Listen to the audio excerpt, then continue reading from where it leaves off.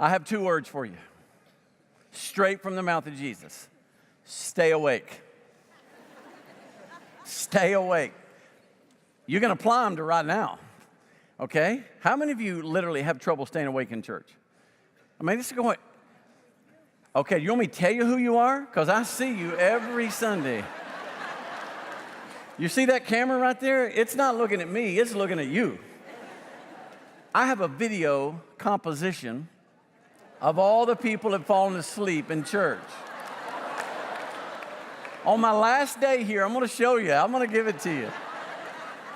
I don't want to make you mad. Seriously, I struggle with that. I do. So when I hear Jesus say, stay awake, my first thought is, oh, man, I got to, no, he's not talking about in church, though it is funny. I took a group of, my first church, I thought it'd be a good idea to take some of the people to a meeting. It's an associational meeting, which is one step removed from a funeral. But it was a great thought. They went with me. We're on a pew. It was in a little church that had pews, and we were on a pew, and I'm on the end. Well, I have a technique that I've developed because I'm a preacher's kid. I developed a technique of falling asleep in church that you don't know if I'm asleep or not. Actually, you do, but it looks better. Okay, I can't get my knee up high enough because I'm not in a, seated like you are. So I put my elbow right here, I'll put it here, and then I do this, like I'm watching the speaker. And so I do this, and the next thing you know, I'm gone. I mean, literally. In that meeting, I got all these people in this row, and I'm doing this, and what I remember was the drool leaving my mouth. And I remember it leaving my mouth, and so this is what I did. I went, and then I looked to my right, and every one of them were looking. They were just like this. The main thing he says, stay awake. And here's how he does it. Number one, remember the signs. I'm coming. Remember the signs. Number two, remember nobody knows when. Nobody knows the time. Therefore, number three, stay awake. So if you've got a Bible, look at Mark 13, the final verses of Mark 13. Just to remind you, Mark 13 is a conversation with 4 disciples on the Mount of Olives across from Jerusalem, across from the temple. And it started with a reference to the temple and how beautiful, and Jesus said it's going to all be torn down and it's going to literally be devastated. Well, he begins to talk about the end of time. And so the whole chapter is what Jesus said to 4 disciples. Now, as we come to the end, he's going to make it very practical. Remember the signs. So I want you to read with me. I'm starting in verse 28. From the fig tree, learn its lesson. As soon as its branch becomes tender and puts out its leaves, you know that summer is near. For those of us who grew up in a place other than Florida where we have no seasons, we can identify with this. Because I remember, Rachel and I lived in Texas. In fact, our oldest boys, our oldest children were born in Texas. And I remember Texas being so cold, especially in the winter, latter, like in February, March. I was ready for spring. I was ready for summer. And I was tired of the gray, and I was tired of just everything brown, everything dead. And there was one tree that Texans told me would never be caught by a freeze or a frost. When you saw little green leaves coming out on it, it was summer. I mean, spring was there. It was over. Winter was over. You know what tree that is? A mesquite tree. A mesquite tree. Now, I don't know if that's true. Some of you may have studied the scientific, stuff. I don't know. But I remember driving by and looking at mesquite trees, hoping there were green leaves. Why? Because that meant it's done. Winter's done. They understood this. The fig tree is one of the only, not the only one. Deciduous, you know what that means? Tree that loses its leaves every year. Was one of the only ones in Israel that did that. And so Jesus just took an easy example and said, okay, you know how when you watch and you see little leaves coming out, you know that summer is near. Watch the signs. And then he says this, the next verse, 29. So also when you see these things, underline these things, those 2 words, these things. When you see these things taking place, you know that he is near, at the very gate. Truly I say to you, this generation will not pass away until all these things take place. Heaven and earth will pass away, but my words will not pass away. Now, what is he talking about? These things. Well, when you take the phrase, these things, it is repeated in this chapter more than once. It is a reference to the immediate future. The immediate future. I believe it's a reference to when Jerusalem fell, when the temple was destroyed by the Romans. Okay, because he's already talked about these things, verse 4, first time he mentions it. So I think he's saying now, when you see these things taking place, you know that he is near. Notice that. Jesus may be referring to the Romans. He may actually be referring to the general, Titus, or he could be referring to himself. You know that he is near. He's near the gate. In other words, guys, when you see this, you're in the last days. And so the thing we've got to realize is we're in the last days because Jerusalem fell in 70 A.D. 40 years after Jesus spoke these words, Jerusalem went down. And that temple was literally leveled, devastated. So he says, listen, watch the signs. You see the tender leaf. You know that summer is here. When you see these things, he says in verse 30, truly I say unto you, this generation will not pass away until all these things take place. So a lot of people have trouble interpreting that because it can't be referring to Jesus coming because obviously they died, those disciples died, and he had not come back. That's right. I think he's referring to exactly what he said by these things. You will see Jerusalem fall, you will see the temple fall, and it will happen in your lifetime. And then he says, and not one word of mine will pass away. It will be done exactly as I say. There are a lot of great books on the end out there, a lot of great books on eschatology, last things or last days. But can I just recommend the best one? It's the one you have in your hand. Jesus' words will not change. They will be accomplished exactly as he said them. So what he's saying is, you're going to see it, guys. And I bet when those disciples saw Jerusalem fall, I bet you they thought, wow, Jesus said it was going to happen. And it happened exactly the way Jesus said it. You can trust this book. You can trust your life with this book. And whatever Jesus said will come to pass. Even the heavens above us are going to be gone. This earth will be shaken, but the word of Jesus will stand forever. Amen. So remember the signs. We're in them. We're in the last days. There's persecution. There's famine. There's literally everything he's talking about. And Jerusalem has fallen. Now, remember, no one knows the hour. Instead of running out and going, oh my goodness, he's coming. It's going to be next week. No.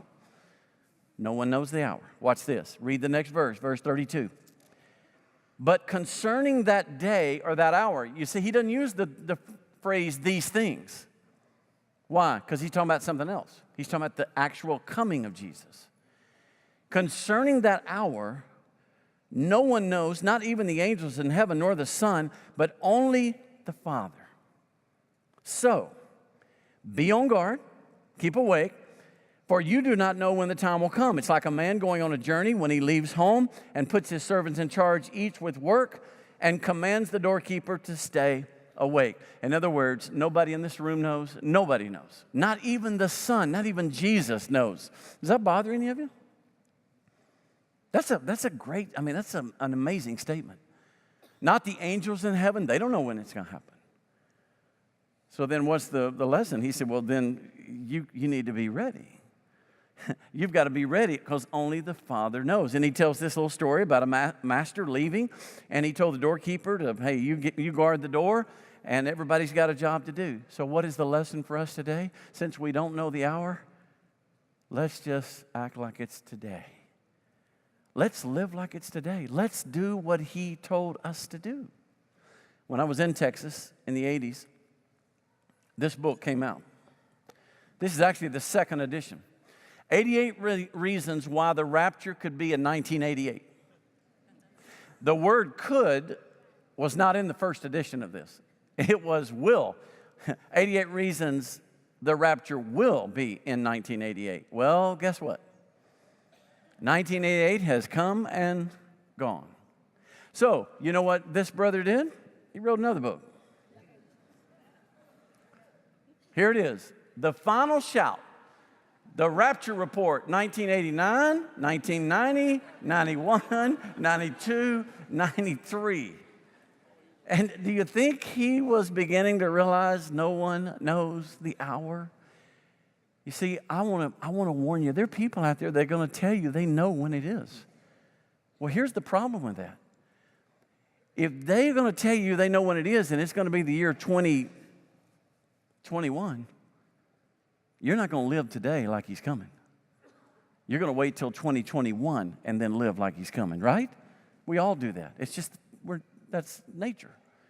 So we live today like the master left and he gave us a job to do. Let's do it. What is the job of the church? Make disciples. Share the love of Christ. Make disciples. I don't care how long we are left on this planet. I pray every day we're doing what he told us to do when he left. Because I believe the first thing he's going to ask us when he returns is, did you do what I said? My dad used to leave on Mondays. When I was actually 4 years old all the way through second grade, my dad was gone during the week.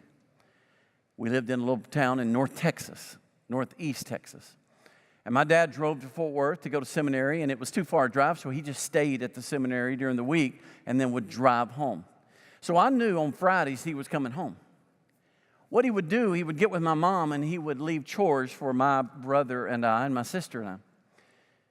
And so we were to get those things done to help mom out. So how many of you think that when I had not really been worried about the chores, when I saw the car coming, how many of you think I was excited about that?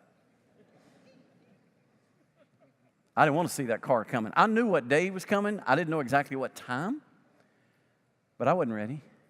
Why? Because I wasn't doing what he told me to do. I mean, it's real simple, guys. If we're going to live ready, let's just be about what he told us to do. What is it? Be a witness. Glorify him.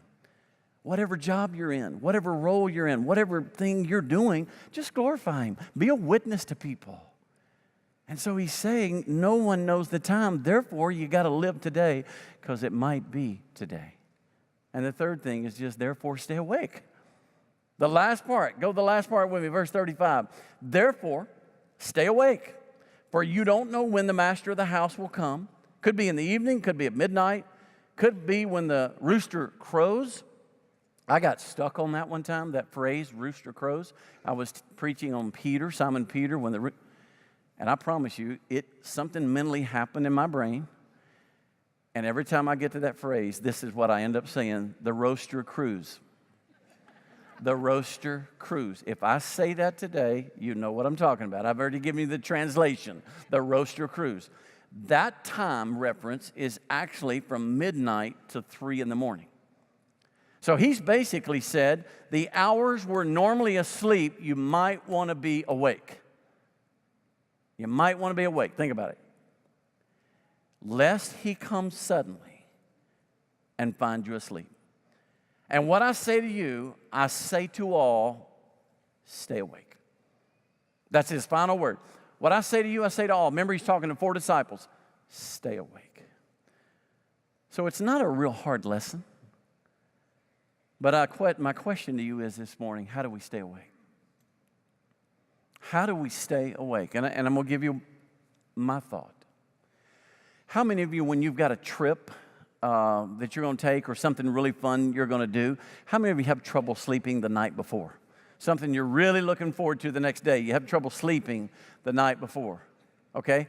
Those of you that didn't raise your hand, do you ever do anything exciting? Do y'all ever get... Because I don't know how you sleep when you've got something, really, really exciting the next day. I have trouble going to sleep sometimes because I'm anxious or I wake up a lot, Well, then maybe that's the way we do it. To stay awake, maybe we ought to be looking forward to his coming. And the more we look forward to his coming, the easier it is to live every day awake. So what I believe is that we ought to long for his coming. We ought to love his coming. This is actually Paul to 2 Timothy. It's called 2 Timothy. He wrote to Timothy. This is the last letter Paul wrote. Look at what he said to him. He talked about how one day the crown of righteousness, which the Lord, the righteous judge, will award to me on that day, not only to me, but to all who have loved his appearing. And that phrase occurs several times in the New Testament. So what does it mean to love his appearing? It means you're ready. It means you're looking forward to it. Why would we be looking forward to it? I'll give you some reasons that I wrote down personally. Number one, I can't wait to see him. I'll be real honest with you. I cannot wait to see face to face the man who died for me. Nobody's ever done that for me. I can't wait to see those nail prints in his hand. I can't wait to see the scars, if they're still there, on his brow, because those were my nails. That was my crown of thorns. I want to see the man who suffered 6 hours on a cross and died for me. I want to meet that person. I can't think about how it's going to be. I mean, it's just beyond my imagination what it's going to be like when I see him face to face. And so nobody has ever loved us that way. Nobody's ever done for us what Jesus has done. So it's okay to long to see him. It's okay to look him in the eyes and to see a man who loves you more than anybody could ever love you. The second thing, he's going to bring with him those who've gone on. And I'm looking forward to seeing some folks that I've said goodbye to. And so are you. I can't imagine anybody in this room that's never lost somebody that was close to you, never lost a believer, a friend, maybe a mom or dad, or maybe a grandparent. I cannot wait to see my dad. I can't wait to see my father-in-law.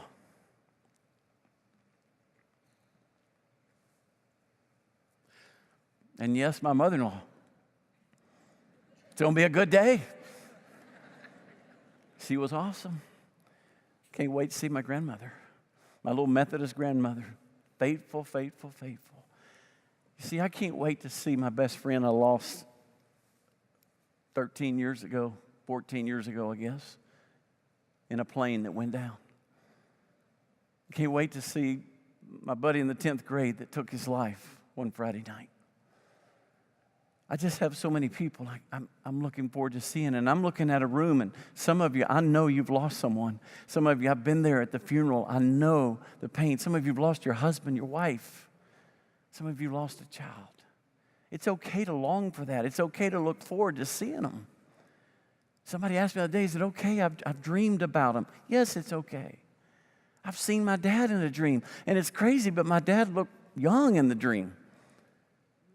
And I just think God sometimes allows that moment to let us long for the day that we will see them. And it's going to be a family reunion. What's awesome is we're going to be together again. And yes, you're going to know them. Don't even think about that. You're going to know them. You're not going to know less in heaven than you know now. You're going to know them. And you're going to have a family reunion without drama. That's going to be awesome. I mean, think about it. The family's getting together, and it's perfect.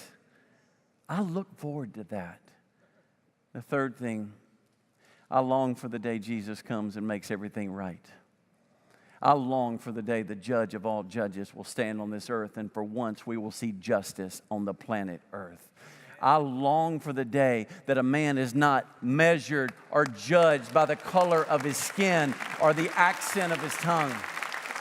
I look forward to a day where there's no more child abuse, there's no more sexual assault, there's no more hiding what we know is going on. I long for a day when children don't have to lose their hair in treatment for leukemia. I long for the day there's no cancer. I long for the day there's no broken relationships. There's no spousal abuse. There's no child abuse. I long for the day there's no hate. There's no violence, but there's peace and there's love on this earth. Don't you long for that? Man, I long for that day. And I know when Jesus comes, peace will reign and truth will reign in that day. Every once in a while, after reading something on the internet or checking a news story out or a feed or just seeing it on the TV, I just look up and say, Maranatha, Jesus, I'm so ready for you to come, because I want there to be truth in this world. I want there to be justice in this world. So yes, we can long for that day because we know he will reign in justice. And then the last thing, I want to be found faithful. So I look forward to his coming when I can stand before him and know that I finished the race. I lived the life he called me to live. I was faithful. Now let me explain that. My profession, preachers, teachers, pastors, we haven't done so well lately. It just seems like every day that the internet is full of stories of pastors who found out they were sexually abusing somebody. They were having an affair. They were doing this. They were doing that. And every time, in fact, if you were to come in my office and you were to come back into my little prayer area, I have the pictures of 2 pastors who fell into immorality on my prayer board. And it's a weird thing. People who actually come back there look and go, why would he have them up there? You know why? To scare the you-know-what out of me. To make me realize that I am not a man above them. I am not better than them. But by the grace of God, I would be there with them. So I remind myself every day, I want to finish this strong. I want to run the race God has for me. I want to stay committed and pure, and I want to be godly in every way I can so that when I see him, when I stand before him, I don't shrink in fear, but I can stand with the assurance that I did my best. And the best way I know how to communicate it is when I was in high school and I was playing football, I loved the game. And I remember my favorite thing was what's after the game, to walk off that field and have mud and dirt all over my uniform. My fear was actually to walk off with a clean uniform. You know why? Because that meant I wasn't in the game. I mean, that meant I wasn't out there. But man, on those nights where I was out there every play and I walked off and there was dirt all over my uniform, I felt like I had contributed. I felt good, and I could walk off that field with mud covering me. I was in the game. Now, if I had blood on me, that was awesome. That was even better. And if it wasn't my blood, that's even better. That's the best. But seriously, that's what I wanted. I want to be in the game.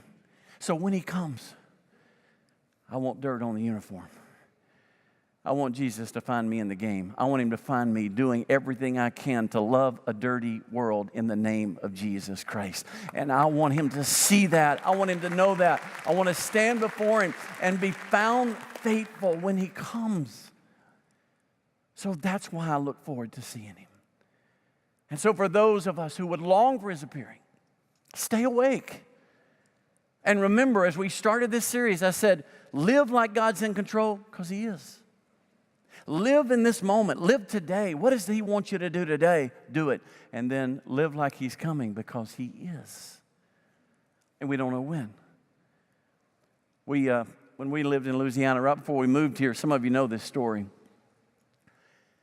I got a call one night, and the person on the other end said, David, where's your daughter? And I said, well, I think I know where she is. Why? Well, there's a report out right now that a pastor's daughter in town was killed. Well, you can imagine what that did to me. It sent me into everything Rachel and I were trying to figure out, what's going on. Well, it wasn't Hannah, thankfully, and it came to be a friend of mine, Bill Robertson's daughter. She was a senior in high school, killed automobile accident. I started calling him. We talked about it. One day he came in to see me, and he said, I got something I need to share with you that I want you to know. He said, after my daughter was killed, she was killed on a Friday night. He said, on that next Saturday night, I was going to preach that Sunday. He said, on that next Saturday night, I dreamed about her. And in the dream, she came to me, and I saw her, and I started crying, and she comes up to me, and I give her this hug, and she hugs me, and then she kind of pushes away and said, Dad, I got to go now. We're getting ready. We're making preparations. She goes, Dad, it's not going to be very long. We'll be together again. It's not going to be long at all. And then she left him. So he woke up the next morning, it's Sunday morning, and he's just kind of trying to think, man, how cool was that? And he's thinking about it. He goes to church. He preaches the first message. At the end of the first message, he went down and he stood, and he said, David, there was a line of people to say something to me, and this guy stepped up. I'd never seen him. And all he did, he walked up to him, and he said, your daughter was right. It won't be very long. Get ready. And when this guy said this, he had not said a word about his daughter or the dream. And he looked so shocked. Security saw that look, and they thought the guy had threatened him. So security takes off out the door. Guy was gone. They went outside. They looked everywhere. The guy was gone. And Bill looked at me and he said, I believe it was an angel. And I don't believe it'll be long. And I've never forgotten that. So let me ask you a question. Are you ready? Are you ready? Are you awake? And I think to be awake just means you're living the way that God wants you to live. Every day you live with a sense that I'm going to see Him one day. So what is it that the Lord has asked you to do? What's the step He's asked you to take? Do that. We lost somebody this week, one of the finest people I've ever pastored in all my years of pastoring. Her name was Lois Winger. Lois was a member of this church for many, many years. Lois, I'll tell you this. I told the last service, I went over to see her probably a month before she died. She had shingles and had some other complications. And when I got to her house, I felt so convicted to wash her feet. And so I just asked her if I could wash her feet, and she was so gracious, yes. And as I'm washing her feet, I'm weeping, and I knew it wouldn't be long. I knew she was not going to last long. And sure enough, it wasn't but about a month before she died. Her daughter, Vonnie, was with her, and they were sitting, she was sitting actually on her walker. You know how walkers, you can sit down. They got a place where you sit down, some of them. She was sitting on the walker, pulled up next to the hospital bed they had in the house, and she's talking to her mom. You know, her mom's kind of in and out of consciousness. And she said it was one of the sweetest times between a mother and a daughter. And then Lois looked at her and said, "Move the chair." And Bonnie said, What, Mom? Move the chair. Why? Because I don't want you to block Jesus. And Bonnie realized in that moment, she was looking at him. She was looking at him. And where she was sitting was in the way. And she got up and moved the chair. So I have a question for you. Are there some chairs you need to move? Are there some things that have gotten in our life that are blocking Jesus? Now, you're not going to block Him from coming. He's coming. But it may block you being who you need to be and getting ready for that. So is there a chair you need to move today? Is there something you need to do? Is there anybody here that's not sure you're a Christian? You're not sure you put your faith in Christ and that when He comes that you have made Him the Lord of your life? Or maybe it's you've done that, but you've not taken the step of baptism. I mean, today we are having a baptism. My goodness, 180 people, and it'll be more than that, are going to take a stand for Christ. You don't have to do it over at Cocoa. You can do it here. Is there something, is there a relationship that's not right that you need to move that chair so that you are ready for Jesus? I want us to do something. I want us to sing a song that Roberto wrote. We've done it once. And as we sing this song, I'm going to ask, the altar's going to be open, and I'll be the first one right here. Because I want us today to move the furniture. I want us to move anything that could be in the way of us seeing Jesus and being what He called us to be while He is readying His return. So can we stand together? As we stand together, the song is simple. Roberto wrote it out of this text. He wrote it on the word Maranatha, which means, Lord Jesus, come. Listen to the opening lines. Living tones, nature groans. People singing, rocks cry out, buried bones. All are waiting as a deer longs for flowing streams. So we long for Him. Send your Son, oh Father.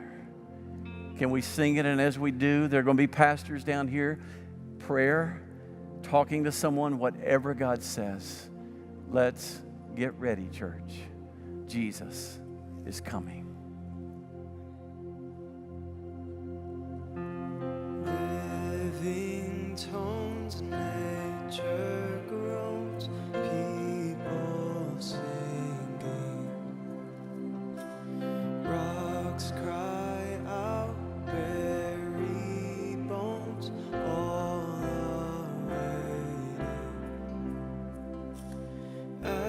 as a deer longs for flowing streams of water, so we long for him. Send your Son, oh Father.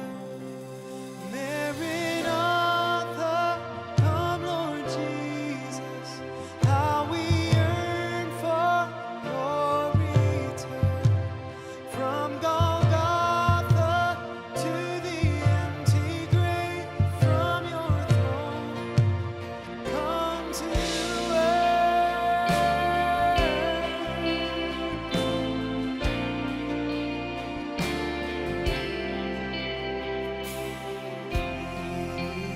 hearts worst of heart, lift your voices.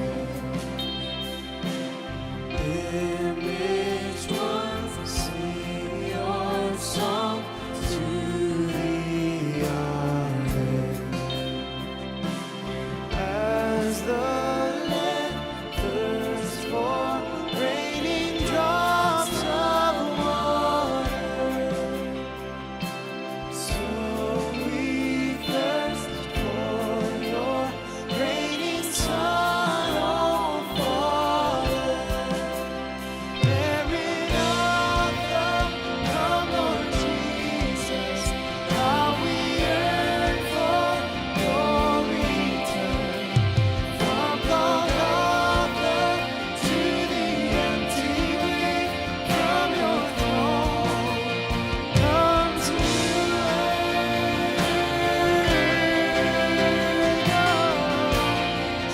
Would you come to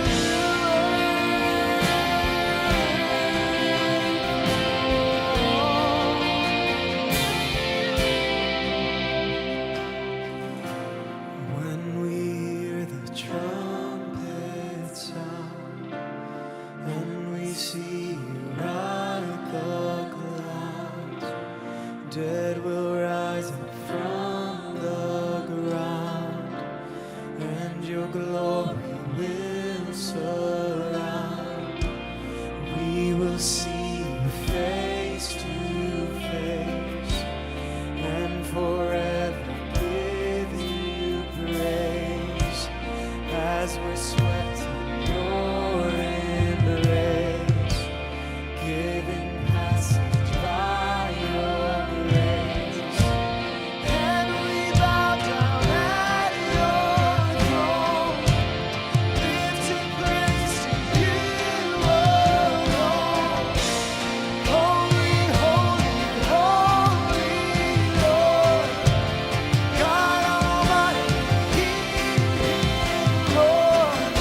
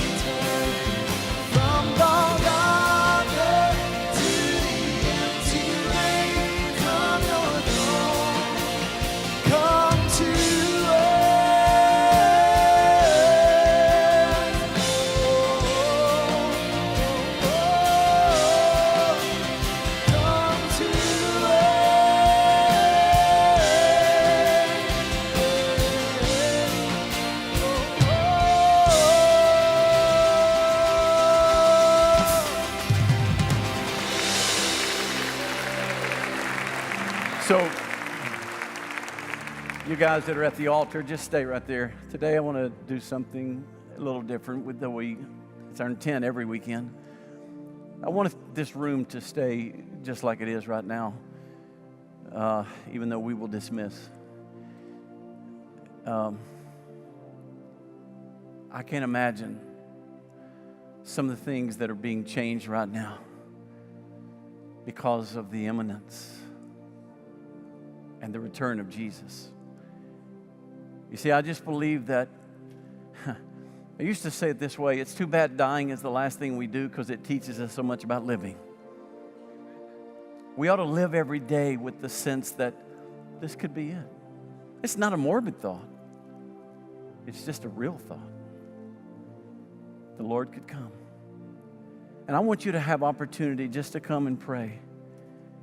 I know someone that came this weekend to this altar that God spared them of suicide. God saved them from suicide.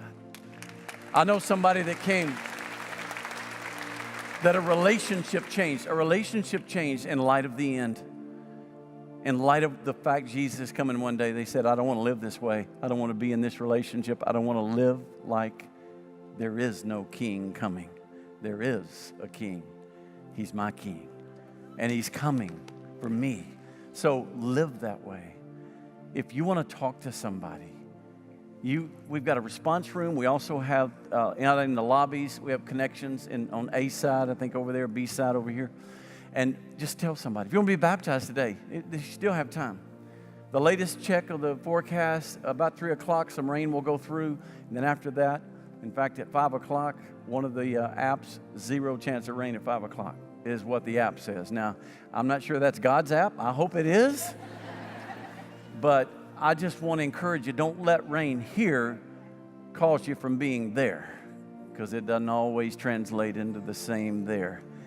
I believe God is moving. Jesus is coming. Let's wake up. And let's be the church that he called us to be. As we go today, however we can help you take that step or be ready, and whatever that looks like for you, we're here for you.